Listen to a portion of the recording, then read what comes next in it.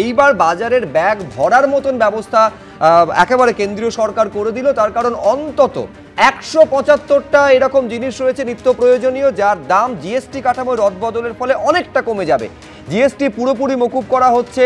Map অর্থাৎ মানচিত্র, chart, globe, pencil, pastel, crayon, খাতা, নোটবুক এবং ইরেজারের ওপর। এছাড়াও চুলের তেল, মাথায় মাখার তেল, শ্যাম্পু, টুথপেস্ট, সাবান, টুথব্রাশ, শেভিং ক্রিম এর ওপরে আগে দিতে হতো 18%, সেটা 5% নেমে আসছে।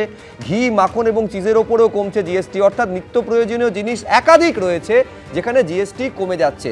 এবার ভোগ্য পণ্যের ওপর, যেটা মধ্যবিত্তের একটা স্বপ্ন থাকে, এসি মেশিন থাকে, টেলিভিশন থাকে, মনিটর থাকে, প্রজেক্টর থাকে, ডিশওয়াশিং মেশিন থাকে, এইগুলোতেও কিন্তু জিএসটি কমছে। পেট্রোল চালিত গাড়ি, হাইব্রিড, এলপিজি, সিএনজি গাড়ির ক্ষেত্রেও জিএসটি কমছে, যেটা 28% ছিল এগুলোর ক্ষেত্রে কমে 18% হচ্ছে।